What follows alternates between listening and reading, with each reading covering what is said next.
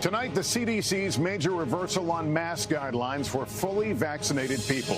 The CDC now saying that fully vaccinated should resume wearing masks indoors in areas of high or substantial transmission, roughly 2/3 of the U.S. The agency also recommending all students and teachers wear masks in K through 12 schools.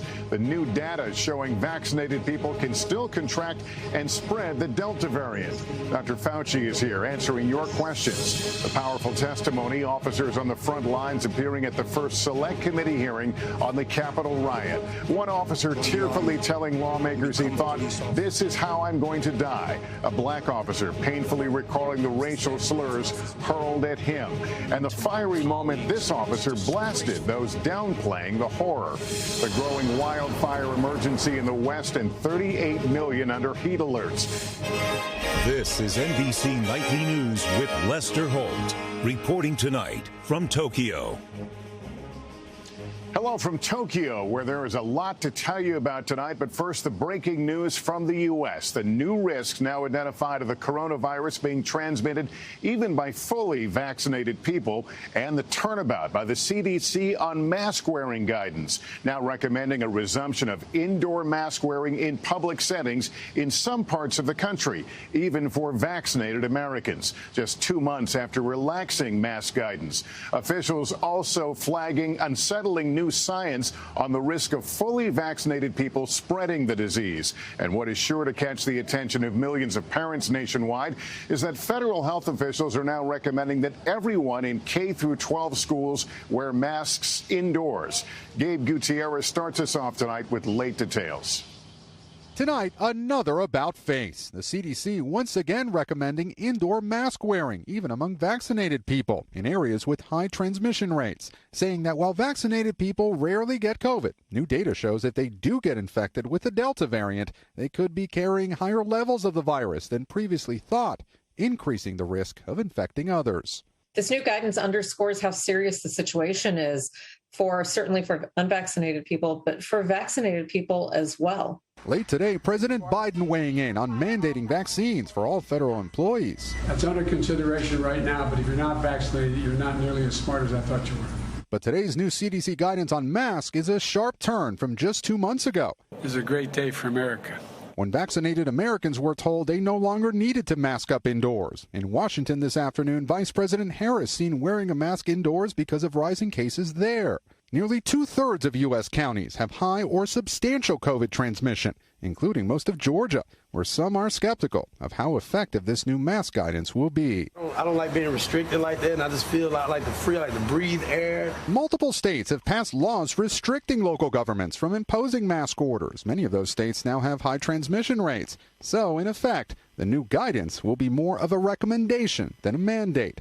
In another swift reversal, the CDC is now advising everyone in K through 12 schools to wear masks indoors, even teenagers who are vaccinated. To hear that not only validates but reassures us that we've been executing decisions in the right direction. Dr. Lisa Herring is the superintendent of Atlanta Public Schools, who just days ago announced that her district would adopt an indoor mask mandate. What do you tell parents who say, look, the government is not going to tell me what to do with my kid? So we've heard those voices, and we recognize and honor that. We have a responsibility as a school system to be responsible for all students. A household has a responsibility for those that are within it. Across the country, a patchwork of school policies. The nation's 3 biggest districts, New York, Los Angeles, and Chicago, will require masks. In Houston and Miami-Dade County, they're optional.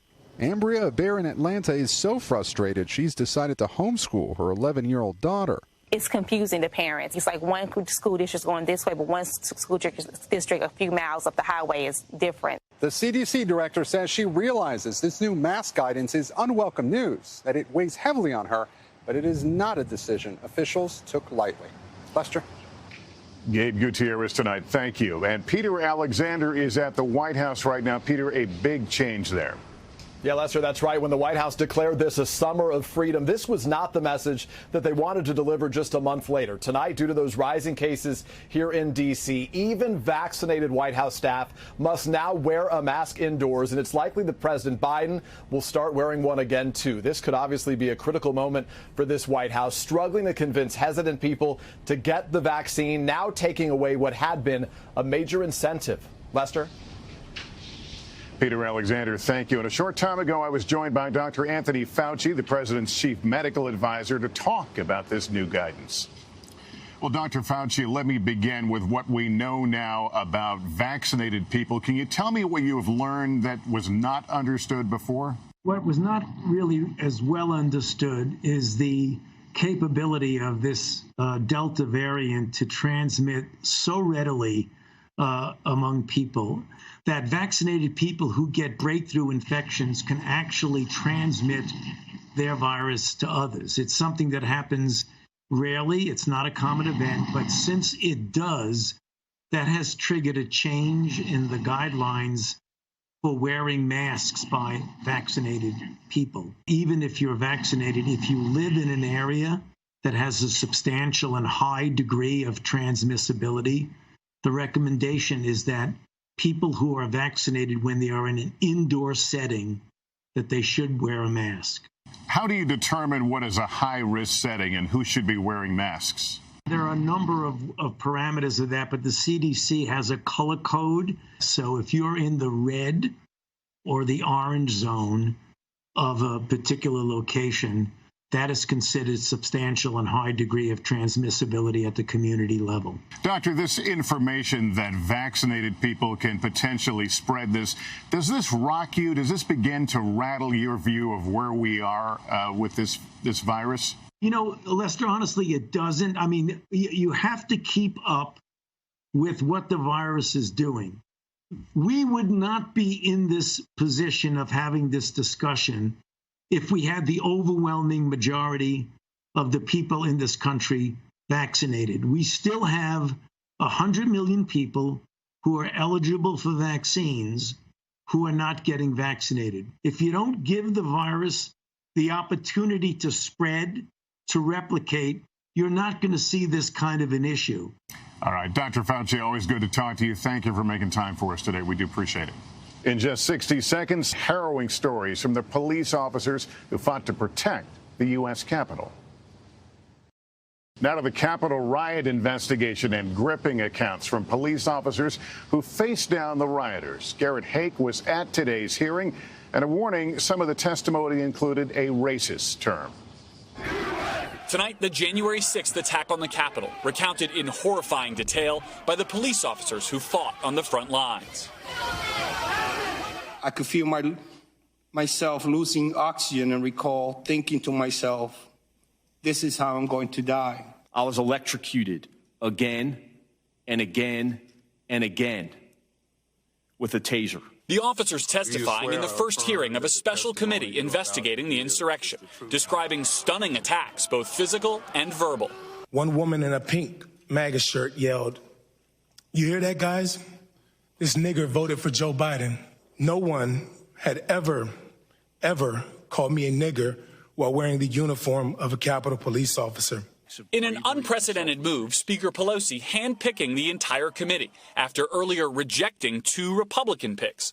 GOP leaders blasting the panel as a partisan sham. Clearly, this is politically designed by the Democrats to stop Republicans from winning back the majority in the midterm election. Pelosi instead selecting 2 Republican critics of former President Trump, including Liz Cheney, who fact-checked the former president's false claim that rioters greeted police with hugs and kisses. You hear former President Trump say, quote, "It was a loving crowd.